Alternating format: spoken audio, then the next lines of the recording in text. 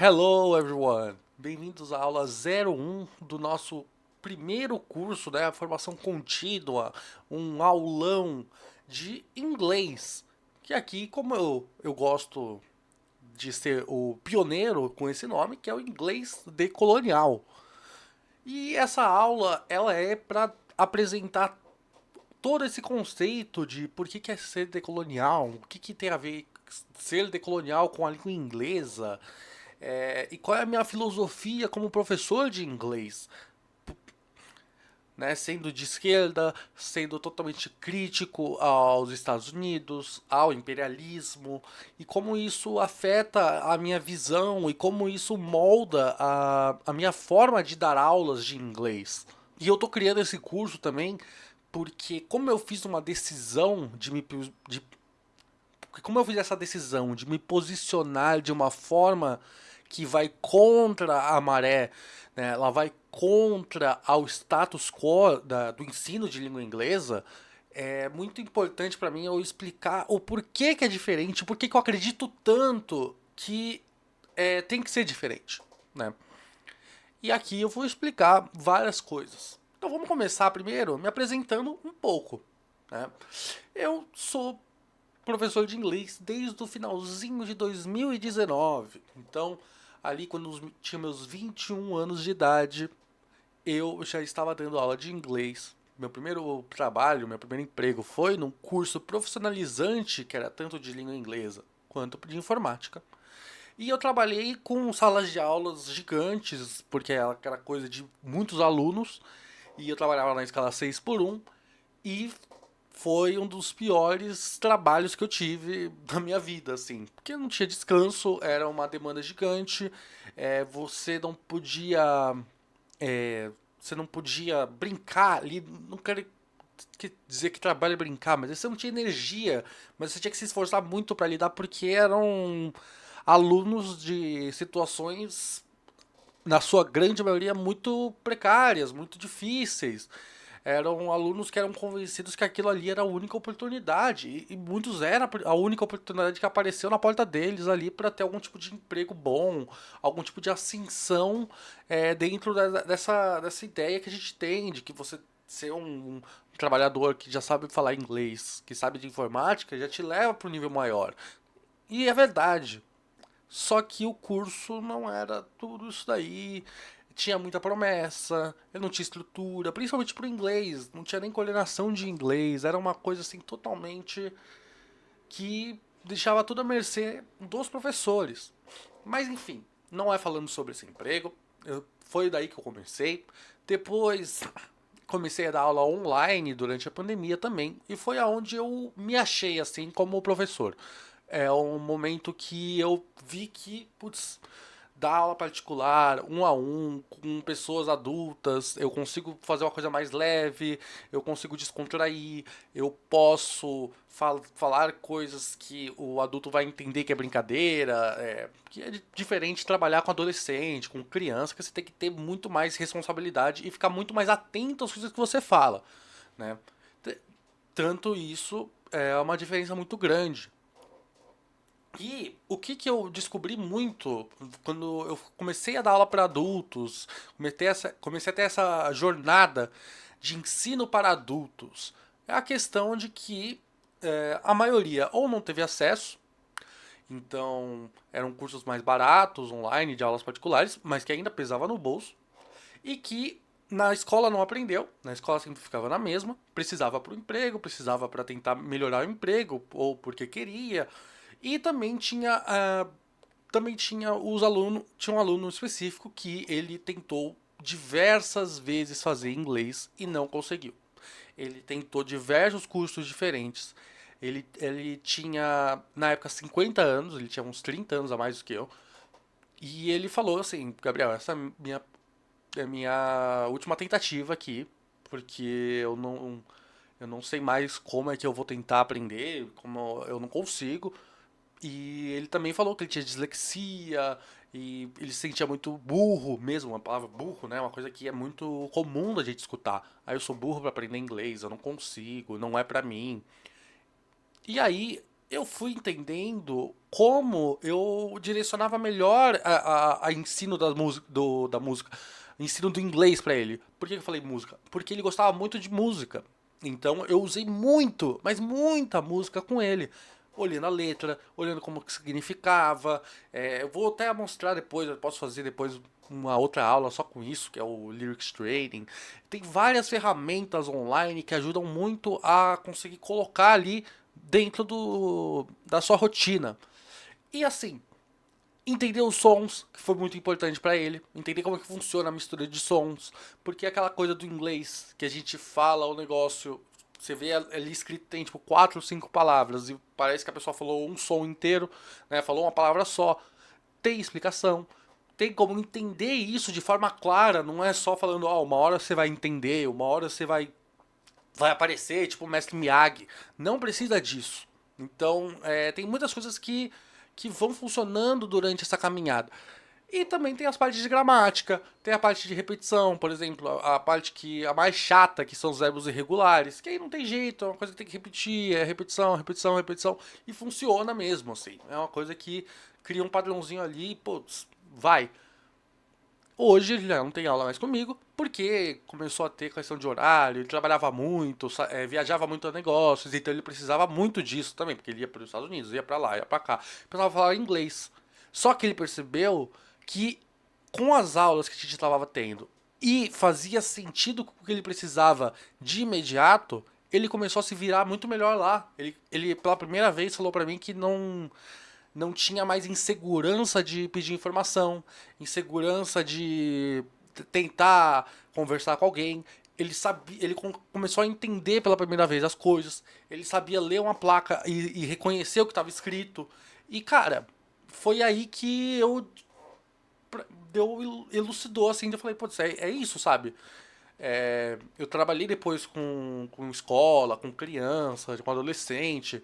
E eu gosto também, mas eu acho que a, trabalhar com as pessoas que foram largadas, que tinham direito de aprender e não conseguiram aprender, seja por questão de tempo, seja por causa de um sistema de educação que é totalmente sucateado, tem vários fatores com isso. Mas eu gosto muito de trabalhar com pessoas mais adultas, com pessoas que sentem que não conseguiram, por algum motivo pessoal, porque eu gosto de fazer o contrário do que eu vou mostrar aqui. Então é o contrário, que a gente é muito acostumado de que a cultura da língua inglesa, a cultura americana, a cultura britânica é superior e merece, quase que merece ser replicada, quase que merece ser copiada, olhada como se fosse uma coisa de alto status, de prestígio, e que a gente tem que almejar. E ele é muito cruel isso, porque ele tira a nossa identidade e coloca a gente num espaço, num ambiente de imersão em que ele não conversa com a nossa realidade. Então ele não faz sentido para a grande maioria da população. E eu falo isso porque eu tive acesso a essas coisas. Então não é uma questão de que eu fui um gênio, eu fui o diferenciado do inglês e nossa, eu vou aqui trazer o grande conhecimento que eu adquiri de tão novo, tão cedo. É justo pelo contrário. Qual é a diferença que eu tive para as outras pessoas? Acesso. Eu tive acesso a aulas de inglês, em cursos de inglês desde os meus 10 anos de idade. Eu fiz aqui intercâmbio para o Canadá.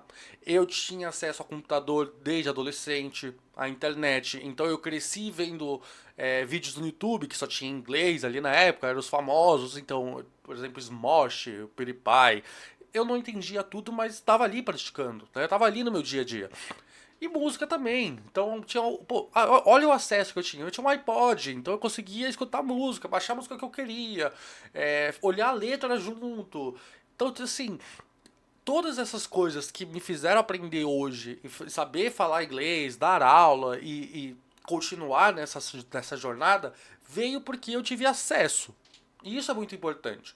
E eu vou mostrar como esse acesso, ele não é uma coincidência. Esse acesso ele não é alguma coisa que é de sorte, né? É uma questão de que ou de esforço mesmo. Então, por exemplo, fiz aqui meu intercâmbio no Canadá, e aí foi, por exemplo, e aí o meu intercâmbio foi um momento que, pô, destravou a minha fala mesmo, a questão de falar. Porque eu não praticava falar com aqui no Brasil. Eu só ficava vendo vídeo, eu ficava no passivo. E algumas pronúncias que eu fui treinando enquanto cantava, mas é aquela coisa, é muita prática. E eu não tinha a noção de praticar sons de forma específica, de como funciona aquele som. Isso a gente vai ter durante mais pra frente. Acho que eu falei bastante aqui. Então vamos começar. Por que ser decolonial? Por que é essa ideia de decolonialidade? Então a gente vai pegar aqui também, baseado nesse estudo, nesse artigo da revista Macambira, que eu fiz num grupo de estudos da faculdade e achei muito interessante, e eu acho que ele conversa demais com a proposta dessa formação, desse aulão contínuo, né? Então a gente está falando que essa educação formal no Brasil, ela vem desde o período colonial, e ele foi sempre configurado para as pessoas de uma elite, para as pessoas de uma classe social acima, e sempre a detrimento dos outros. Porque se a gente tem a colonialidade, se a gente tem a escravidão, e a gente tem seres humanos que são melhores, maiores do que outras pessoas que não são nem pessoas, então a gente cria esse antagonismo. A gente cria que uns estão tendo privilégios ao detrimento de outros. E isso, como não foi resolvido pela raiz, ele pode até ser podado de vez em quando. A gente pode ter muitas melhorias que realmente são importantes para a educação no Brasil. Esse problema maior, esse problema que é a raiz desse problema nunca foi resolvido, nunca sequer foi tocado nesse assunto de forma séria no país. Né, de fazer uma grande reforma disso, de entender como é que a gente supera de vez esses problemas raciais, essa desigualdade social e todas essas marcas que a gente tem abertas do colonialismo, que a gente não superou até hoje. E isso não escapa da língua inglesa. Na verdade, não escapa de nenhum ensino na escola, né? Toda a questão da educação, toda a questão do ensino escolar está totalmente atrelada à colonialidade, né? Porque nós somos um país que foi colônia. Nós temos essas veias abertas da América Latina, porque o Brasil, querendo a gente ou não, é da América Latina.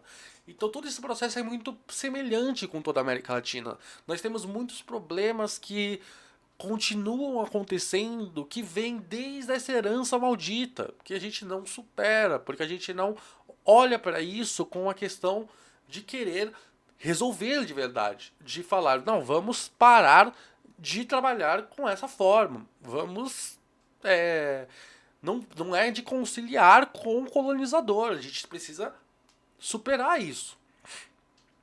E aí, por que é tanto esse discurso que eu tô falando sobre isso? Porque, por exemplo, para a língua inglesa, como eu tinha falado, tem uma ideia da cultura superior. Né? Você está indo para um status maior ao aprender inglês.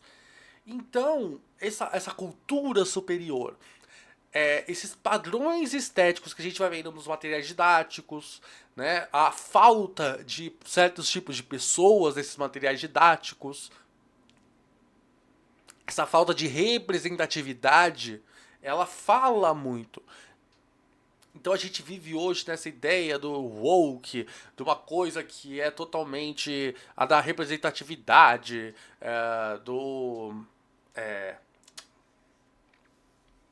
da questão de identitarismo. Mas é engraçado que isso é sempre dito por pessoas brancas, heterossexuais, cisgêneros. E quando não são pessoas brancas, heterossexuais, cisgêneros, homens que estão falando, é pior ainda. Porque a pessoa só tá ali reproduzindo algo que nem foi ela que pensou. Ela só tá reproduzindo algo que vai em detrimento a ela.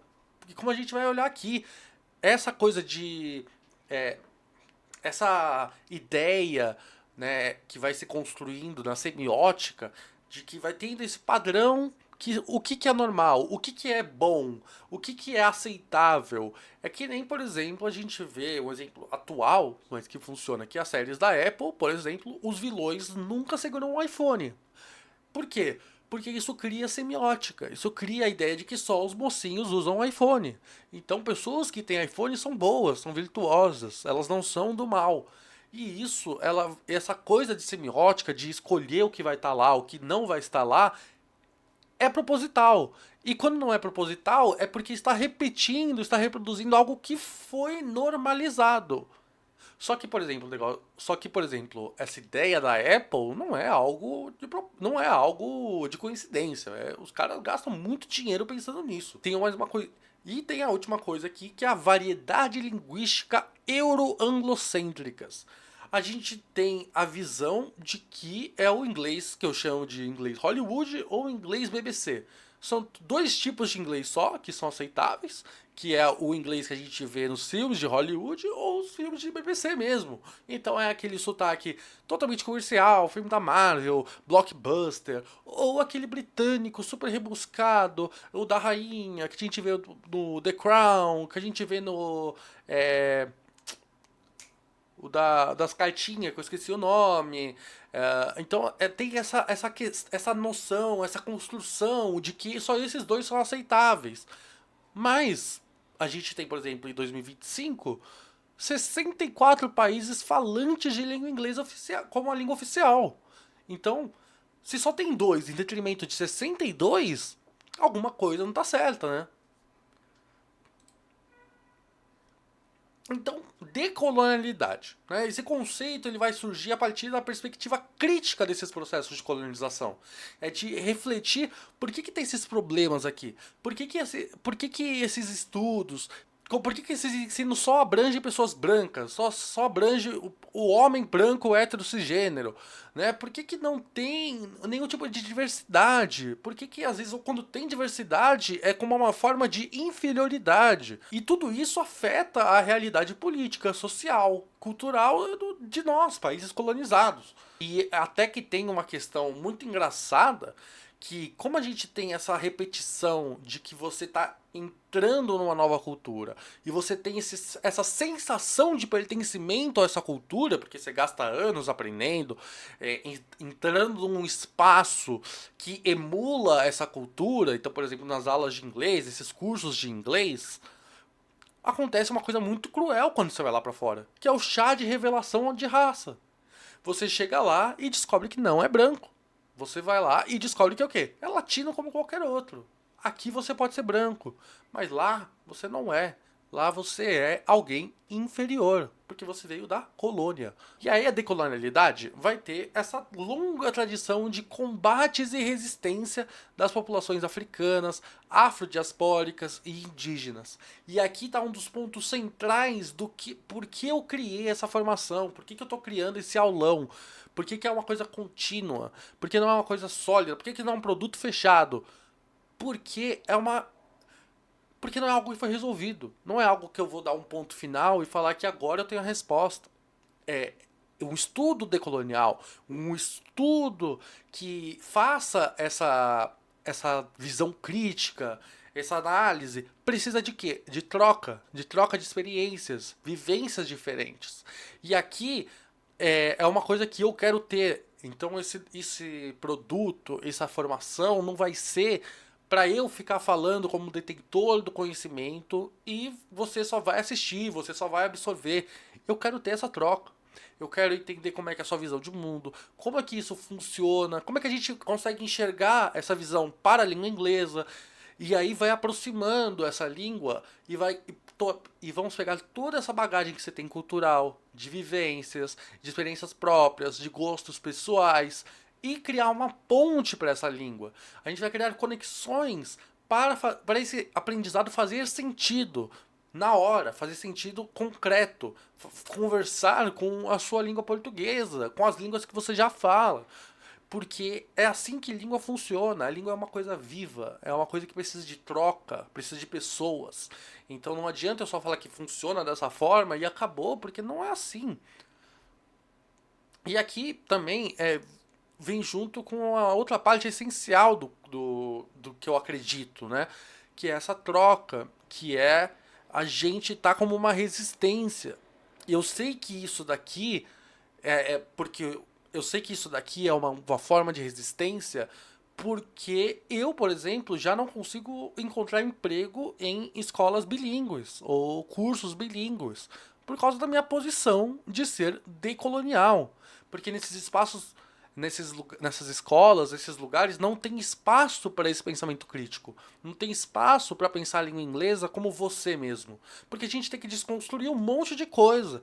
E tem muita escola que se vende como uma emulação de outro país. Uma emulação de outra cultura. Então você entra naquele prédio, você entra naquela escola, aquela entidade, e você tá meio do que nos Estados Unidos, no Canadá, na Inglaterra. Você tá emulando que você tá naquele espaço. Só que, de novo, é uma emulação, não é um negócio de verdade. Porque a gente está no Brasil.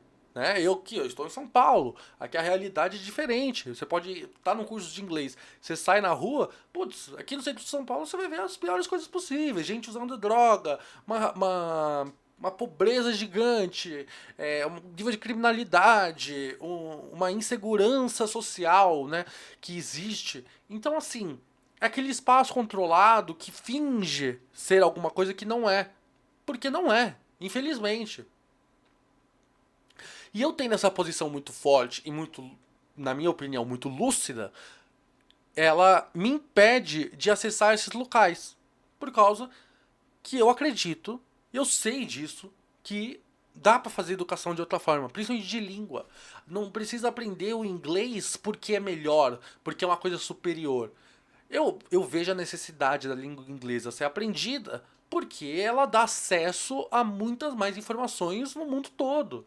A gente consegue se comunicar com pessoas de diferentes lugares do mundo, na verdade com qualquer país praticamente, porque vai ter alguém que sabe falar inglês, vai ter arquivos, vão ter textos, vão ter conteúdos que você vai conseguir assistir que não tem, por exemplo, em português, só tem em inglês.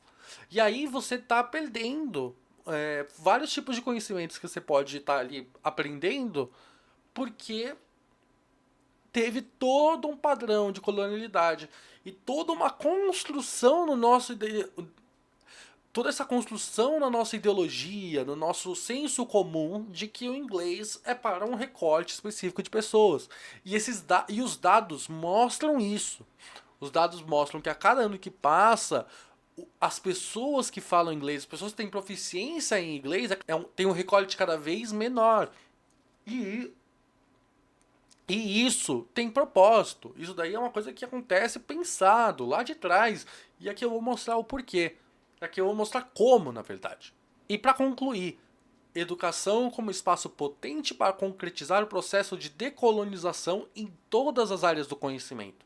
Então, não é só para a língua inglesa isso. Isso aqui vai funcionar para tudo. A gente está pegando esses textos em inglês, aprendendo uma nova língua, mas isso vai se aplicar a outros tipos de conhecimentos. Isso vai aplicar uma forma que a minha intenção é que você consiga refletir, ter um pensamento crítico e saber como que aplica essas ideias, como é que isso afeta a nossa vida em diferentes formas.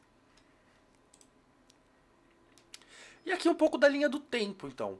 Temos aqui o Brasil Colônia, que usava a catequese como um instrumento de desumanização. Então, os escravizados eles tinham educação, mas a educação era feita para quê? Para compreender ordens. Só. Quem tinha acesso à educação? Pessoas da classe dominante. Os escravizados, os indígenas, não são nem gente. Eles só precisam entender o que a gente está falando para eles fazerem o que a gente quer. Né? São meros instrumentos. E é lá em 1809, o ensino obrigatório de inglês e francês foi decretado por Dom João VI.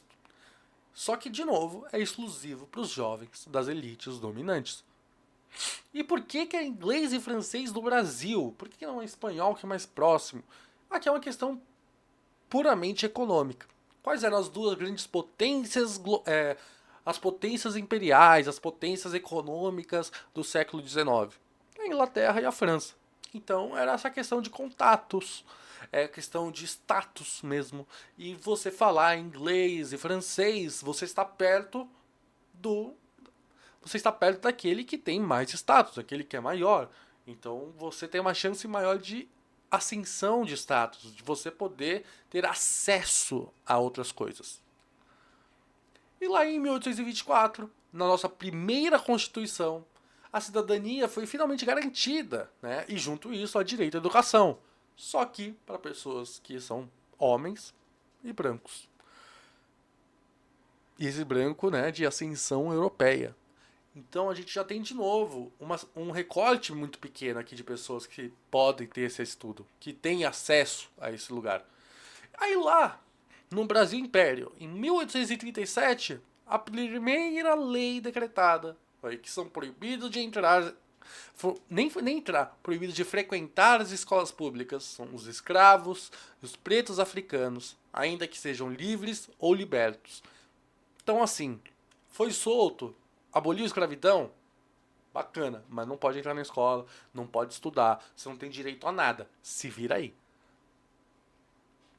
E olha como esse padrão vai se desenhando. Vamos continuar aqui, vamos pular um século e a gente vai agora pro século XX. Então aqui na era Vargas, nacionalismo, a privatização, essa cultura de massa que foi construída para desenvolver o país, né? Então, nesse projeto, ele promoveu muito o inglês como uma ferramenta de modernização. Finalzinho da Segunda Guerra Mundial, a gente já estava vendo como estava se desenhando o conflito da Guerra Fria, né? Então a potência estadunidense já estava de olho ali nas Américas, né? De manter esse poder hegemônico de uma forma que não precisava ser militar, mas quando precisou, por exemplo, em 64, a gente vai ter várias coisas que estão ali juntas, né? Dentro dessa política. Então o inglês ele foi usado como uma modernização. E aí o que é moderno? Tudo aquilo que não é negro e indígena. Ou seja, tem que ser estadunidense. Tem que ser uma coisa que representa o branco europeu ou a ascendência europeia. E isso se refletia nos livros didáticos. E aí, no final da Segunda Guerra Mundial, né, na década de 40 para a década de 50, o imperialismo cultural norte-americano ele tem essa cultura de massa dos Estados Unidos. Então o cinema, a música, a TV populariza o inglês americano e acaba fazendo o quê? Invisibilizando os outros tipos de inglês. Porque não é porque os Estados Unidos fala de um jeito, ou os Estados Unidos é que aparece mais, que os outros não existem ou os outros não são certos.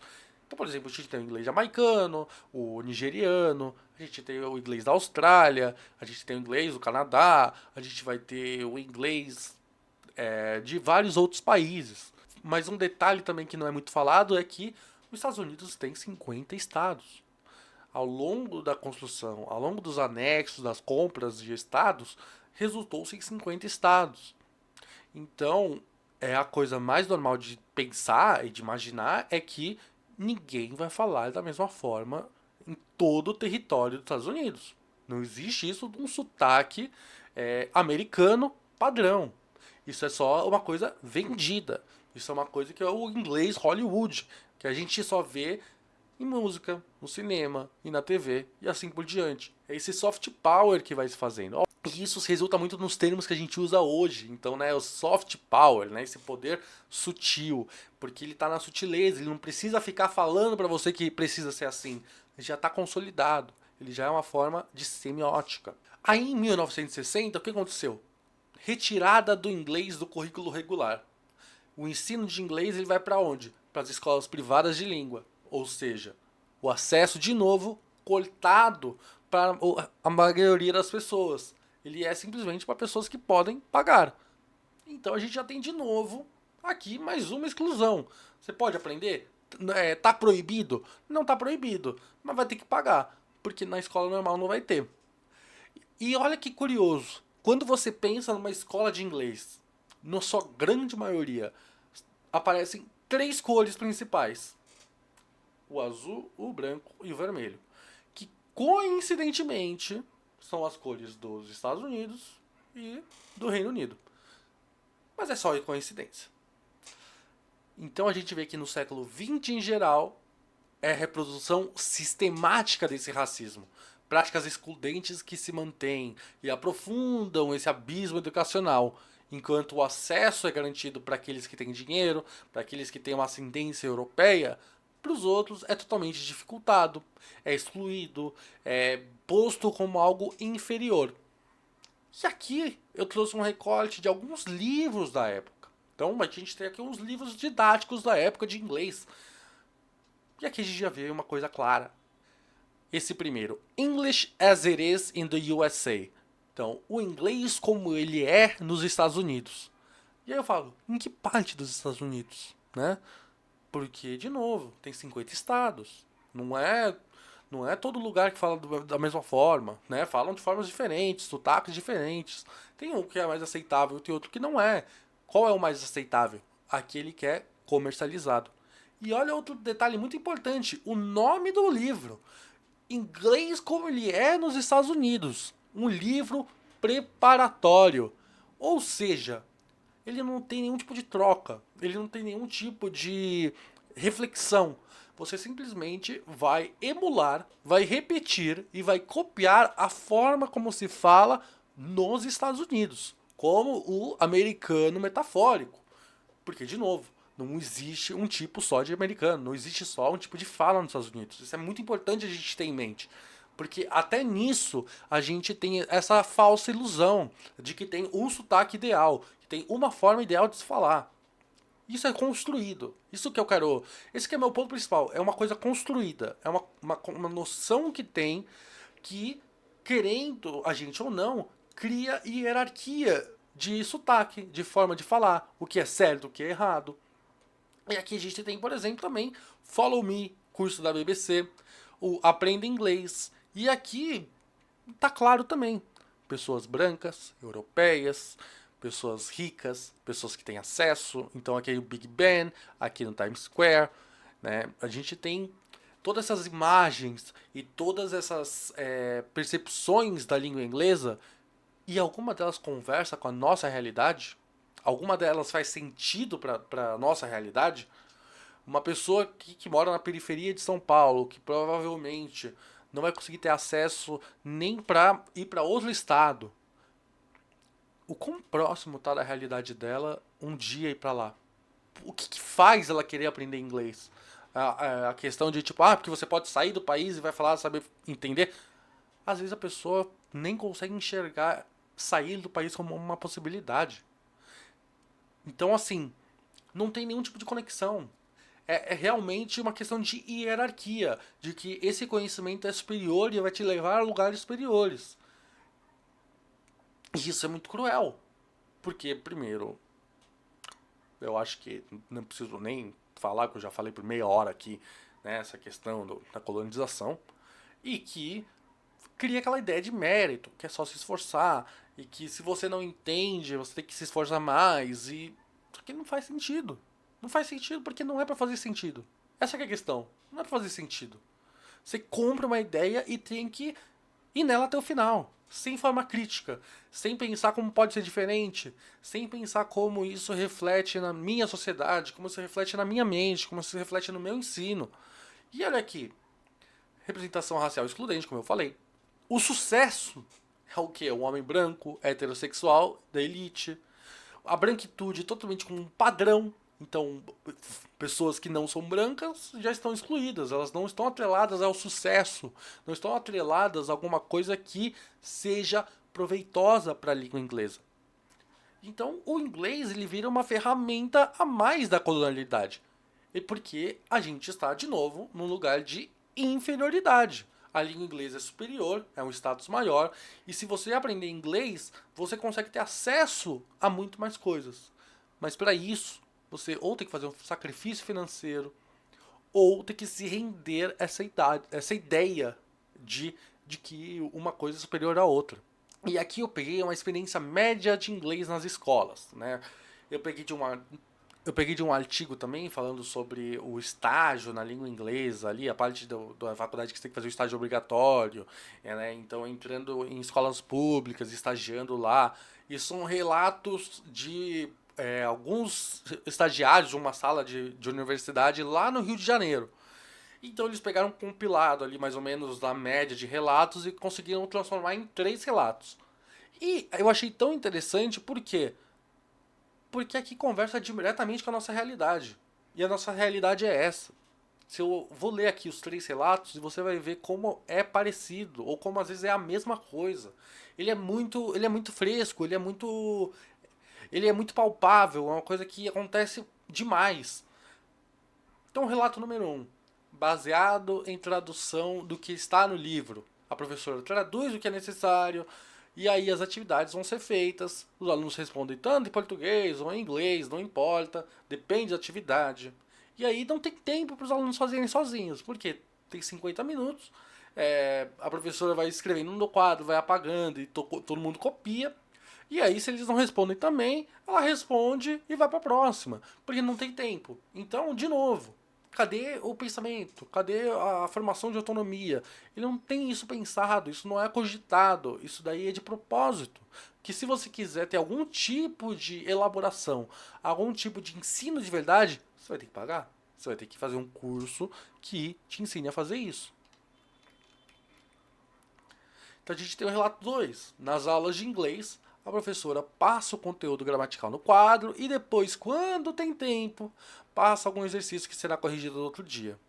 E dependendo da matéria, ela passa a mesma coisa para 3 turmas de séries diferentes. Isso aqui é muito importante, porque segundo a professora aqui, nesse caso, isso acontece porque muitos dos alunos que vêm de outras escolas nunca tiveram inglês.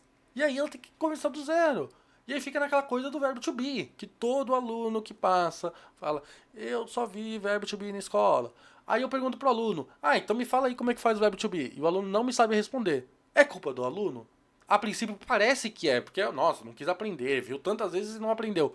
É lógico que não aprendeu. Não faz sentido. Não tem pra que aprender. Não tem por que você vai decorar essa porcaria do verbo to be se não conecta com mais nada no inglês, porque você não vê mais nada no inglês. E como é que eu faço esse verbo to be fazer sentido com a minha realidade? Não tem tempo para isso. Não tem tempo de questionar, de refletir, de olhar como é que isso conversa com a sua realidade. Como é que eu uso isso na minha realidade? Não tem tempo disso. Você passa o conteúdo, faz o exercício e acabou. E 2 aulas por semana.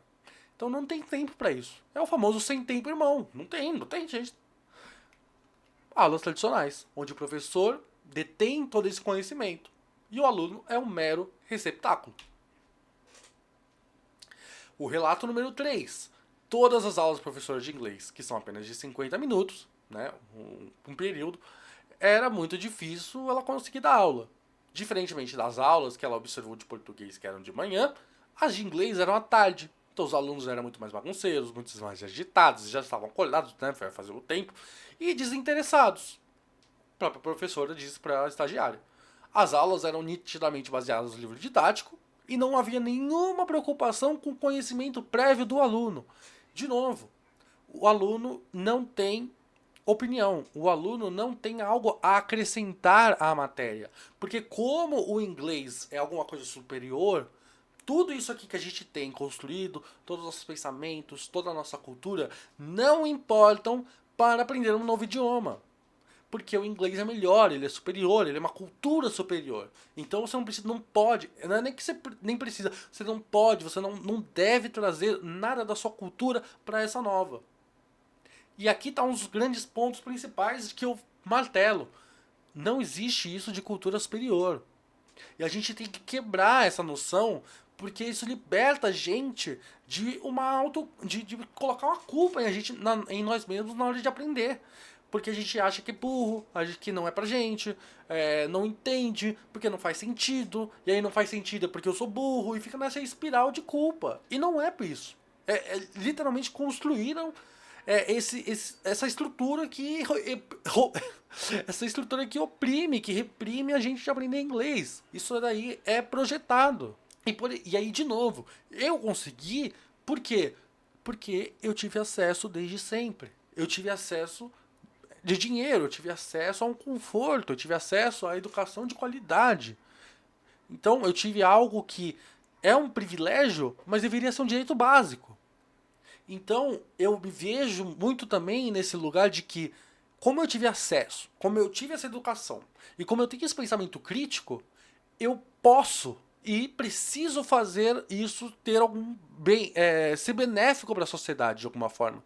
Então esse curso, essa formação, ela reflete literalmente no que eu acredito, no que eu quero para a educação, por uma forma que eu acho que seja positivo, principalmente para você que não conseguiu ter inglês na escola, ou não conseguiu fazer um curso de inglês porque era muito caro, ou porque todos esses motivos que eu já falei antes. Ou outros até, que você pode trazer aqui e comenta. Eu quero saber de você, eu quero ter essa troca. Eu quero ter essa troca. Essas experiências são muito importantes para continuação desse curso, para ele funcionar, para ele evoluir, para eu pensar em coisas que eu nunca pensei antes, porque é muito diferente a experiência de pessoal de cada um. E isso agrega demais na hora de aprender e de ensinar um novo idioma. Então a gente vai ter essa herança colonial aqui, essa herança maldita dos colonizadores. Essa formação docente voltada ao norte global. O que está no norte global é o bom e aqui a gente é ruim, a gente é um pedaço de lixo. Exclusão dos outros saberes. Então a gente tem uma formação classista e racista. Então tudo aquilo que não vem da Europa, toda a questão de um ensino eurocêntrico, que se a gente olha, a Europa roubou um monte de conhecimento e só se apropriou, né? Isso é detalhe, de novo, é detalhe, não é nada, não é nada que influencie. Mas se não é comprovado de forma branca, não é aceitado, não é aceito. O discurso colonial naturalizado do ensino de línguas, isso não é só em línguas, isso aí é em todo o contexto de escolar. O controle do que é autorizado em sala de inglês, de novo. O que é autorizado em sala de inglês? Na hora de você estar desesperado, você precisa ter que falar, ter que pedir para ir no banheiro em inglês. Quantos de vocês já deixaram de ir no banheiro na aula de inglês porque você não sabia como pronunciar o May I go to the bathroom? May I go to the restroom? E aí você ficava apertado e falava, vou depois na aula de português, vou na aula de matemática, porque eu posso só falar em português e vou no banheiro, né? Então, essa questão de superioridade, essa falsa imersão, porque é uma imersão que oprime, é uma imersão que te joga naquilo e acha que você vai aprender. Por osmose, é só se esforçar. Então, a gente vai ter esse longo processo de exclusão. E o colonialismo, como sempre, ignora o fato de que, por exemplo, pessoas descendentes de povos africanos e indígenas possuem uma herança poliglota. Então, esses caras que não sabem falar nem mais de um idioma, às vezes nem falar o próprio, ignoram que todos que foram colonizados falam mais de um. Falam 2, 3 idiomas, conversam com diferentes comunidades, com diferentes sociedades, né? E elas se comunicam. Ela sabe falar a sua, sabe falar a outra. Por quê? Tem conexão, tem troca. Tem troca, não é imposto um sobre o outro. É troca, é troca humana. É assim que cultura se faz. No continente africano, há mais de 2.000 línguas faladas, sendo mais de 500 somente na Nigéria, além do inglês. Então a gente tem um país, né, que foi desenhado pela Europa, e o inglês, que é a língua oficial, imposta pelo Império Britânico, mas dentro desse território existem mais de 500 línguas diferentes. Então olha a riqueza, como é que isso não faz sentido racional? Porque falar inglês é colocado como uma coisa de branco. Então falar uma nova língua fica muito difícil, principalmente essa, porque tem todos esses limitadores, tem todos esses pensamentos que não fazem sentido na hora de você racionalizar, porque é uma questão de dominação. Só. Por isso, de novo, que eu falo que é inglês decolonial. É transformar a língua inglesa numa coisa que faça sentido para nossa realidade. Nós, brasileiros, eu, por exemplo, eu, brasileiro de São Paulo, da classe média, aprendi de certa forma. Tem recortes sociais que vão aprender de outras formas. De novo, por isso que é muito importante ter essa troca. É importante ter o seu feedback, é importante saber de onde você vem, é importante eu ter essas informações, porque vai ser benéfico tanto para mim quanto para você. Porque a ideia é você aprender a falar, não é falar como um nativo, como muita gente vende essa ideia de falar que nem um nativo. Eu quero que você fale como você. Ou melhor, eu quero que você aprenda a se expressar em inglês como você mesmo. Porque falar, até papagaio fala. Né? Falar não passa de uma grande repetição de sons. Então é saber se expressar, é saber que palavra eu vou usar, que contexto que eu vou usar, como é que eu quero expressar exatamente o que eu estou sentindo. Tem falar certo e falar errado? Tem. Então se eu estou querendo falar uma informação A e a pessoa entende B, porque tem um contexto diferente, então dependendo do que você está falando, pode ter uma confusão, aí é falar errado. Eu vou dar um exemplo. Eu lembro muito bem que foi um casamento da minha prima, e ela é dos Estados Unidos, veio para o Brasil, e fez um grande casamento, e foi um pouquinho antes de eu ir pro Canadá. Então eu tava ali numa parte que eu não tinha muita prática no inglês. Eu tava conversando com o primo meu, e aí eu falei que eu estava no middle school, porque eu pensei ensino médio, né, meio middle, e falei middle school. Só que nos Estados Unidos, middle school é o ensino fundamental, né? O ensino médio é high school. Aqui teve um erro. Por quê? Porque eu tô falando uma coisa e eu quis dizer outra. Então aqui tem um erro muito grande. Mas se eu falar middle school ou falar middle school, tanto faz, a pessoa vai me entender. Né? A questão de fala, de pronúncia, esse é o de menos. A questão é o contexto. Então a gente tem essa ideia de falar certo e falar errado. Isso realmente existe. Mas não é da forma que a gente imagina que seja.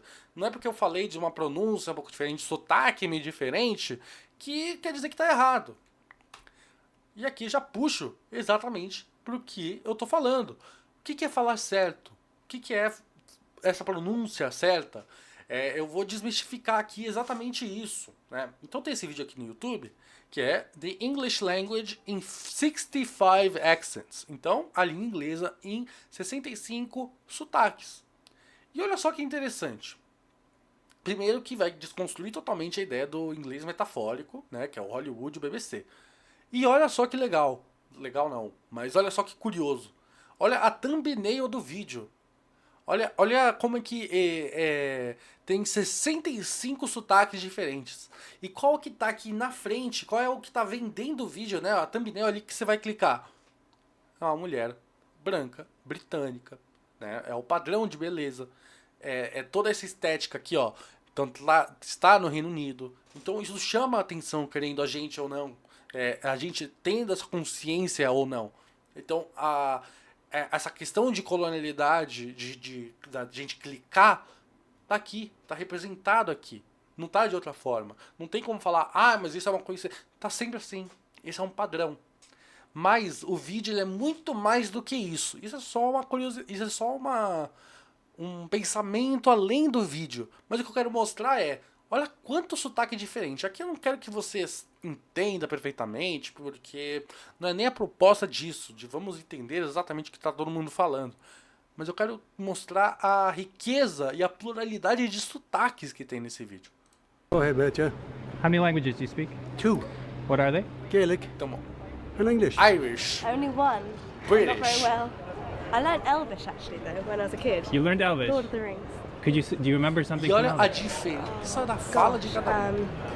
Olor Malayan or something. I speak only 3 languages. Punjabi. What are they? English, Hindi and Punjabi. Okay. And Punjabi. where are you from? I'm from Canada, actually. Ah, cool. Me too. Right on, man, right on. I'm E olha from só Montreal. como What aqui city? tem grande Ottawa, diferença. nice. Whole world, eh? Yeah. I used to be a traveler before Francês. he arrived. Speak English, Mandarin, and 3 dialects. You know, I'm biased. I heard Mandarin's the hardest language in the world, but I had it as my mother tongue, so I had to learn it. It was not easy, but you know. So I can speak like Mandarin, Yeah. English, Hakka?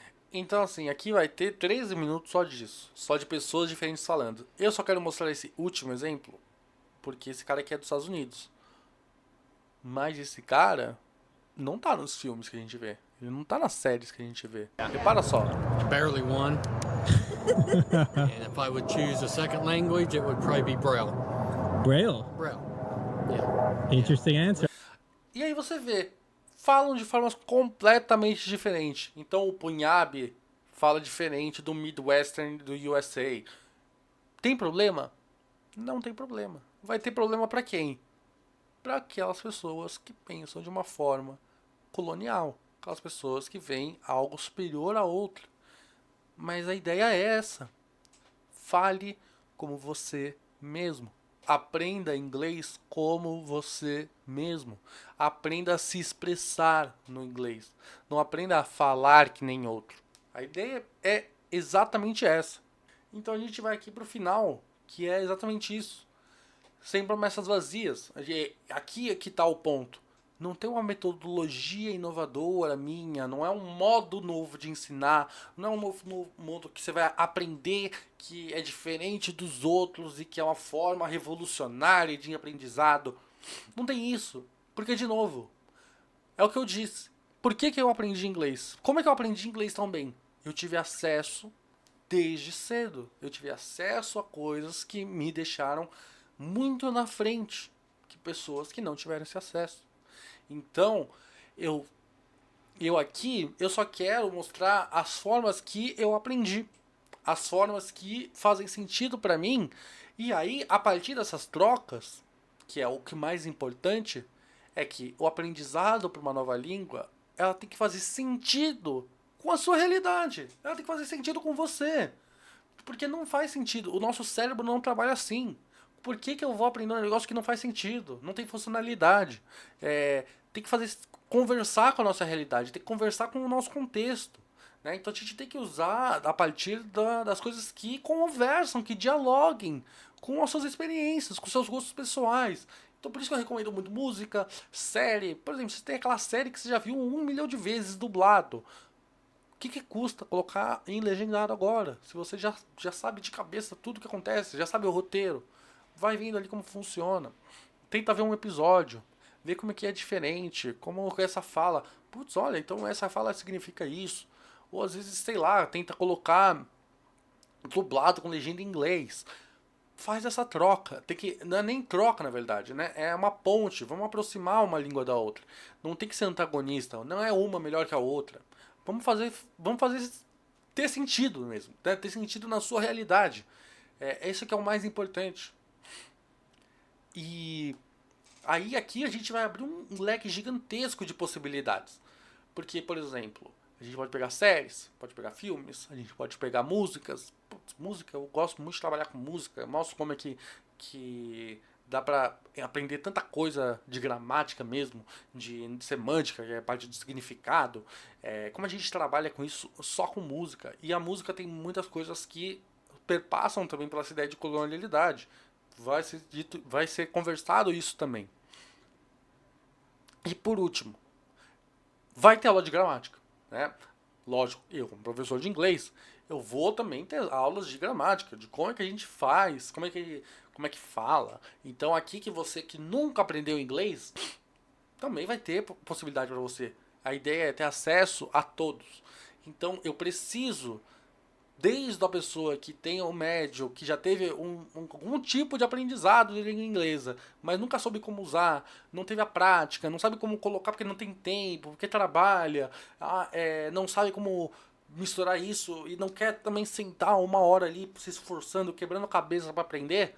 Tem formas e formas. Porque, de novo, eu aprendi a maior parte do meu tempo só vendo vídeo no YouTube, vendo coisas que me interessavam. E a gente vai explorar muito bem durante toda essa formação, todo esse aulão, formas diferentes de se aprender. Então a gente vai ter prioridades, vamos ter aulas de gramática, vai ser separado. Mas a ideia aqui é que não precisa ser algo totalmente linear. Eu tenho um plano de aulas, eu tenho uma sequência ali pensada, mas não necessariamente precisa ser. A gente vai ter essas aulas também de reflexão, de cultura, a gente pode falar de literatura. Não tem limites para isso, né? Eu acho que tudo isso agrega e tudo isso junta também pra gente aprender o inglês. Porque a língua não funciona assim. A gente não fala português aqui porque a gente aprendeu primeiro o presente, depois o passado, depois o futuro. Quando a gente está se comunicando, a gente usa todos os tempos verbais, porque a gente quer expressar ideias diferentes. Quando a gente conta uma história, a gente tem que saber usar o passado, tem que saber usar o presente. E aí que tá a grande coisa. Pensa numa pessoa que não foi letrada, uma pessoa que não teve alfabetização, não teve uma educação formal.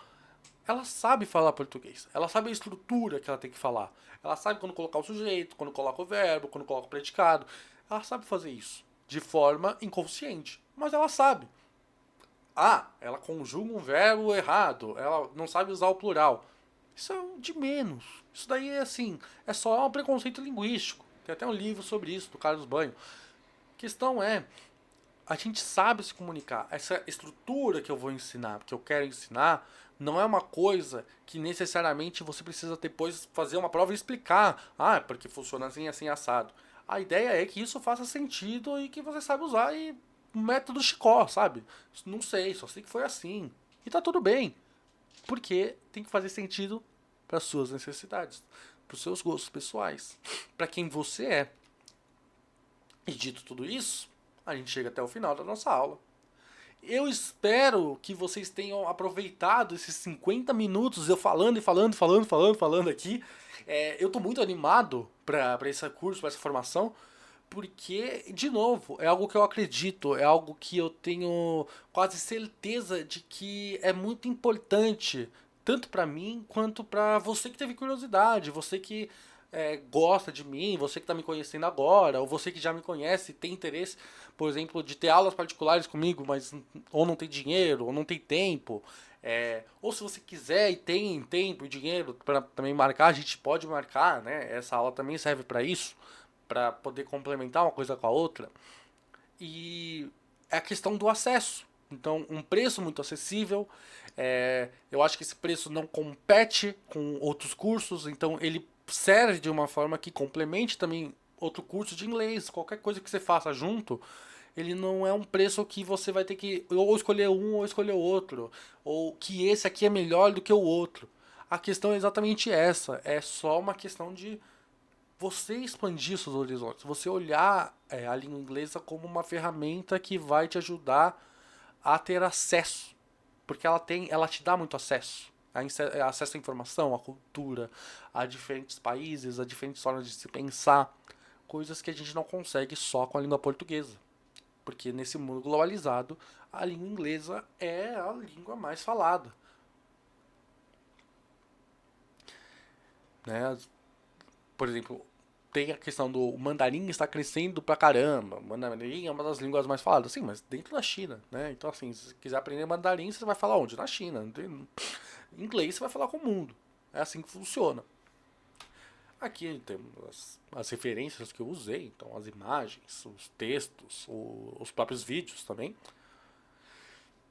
E a primeira aula, na verdade, a próxima aula, vai ser sobre Simple Present. Como usa, como é que funciona, como são as diferenças. E essa aula vai ser separada em duas, porque a gente vai ter primeiro um tipo de conjugação e depois aquela com Szinho, quando a gente usa a terceira pessoa do singular. Não se assusta, tá tudo garantido. As duas aulas vão ser lançadas juntas, então você vai poder assistir uma e depois a outra. Eu não vou lançar uma e depois esperar para lançar outra. Essa daí eu vou gravar as duas e vou lançar as duas juntas, mas vão ser aulas separadas para fazer sentido, para você entender por que um é assim e por que o outro é assim. Beleza? No mais, eu agradeço muito você ter assistido até aqui. Eu espero que você esteja tão animado quanto eu para ver como é que vai ser a evolução desse curso, como vai ser essa evolução pessoal minha, como é que a gente vai poder ter essas trocas muito importantes. E eu quero realmente que você comente aqui, você dê seu feedback, me dê opiniões, sugestões, coisas que você quer aprender, coisas se vai ter ou não vai ter.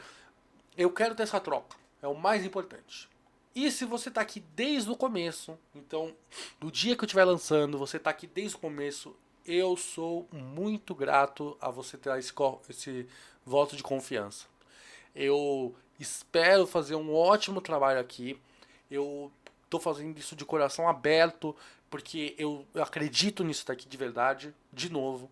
E eu não espero... E é uma coisa que eu não acho que...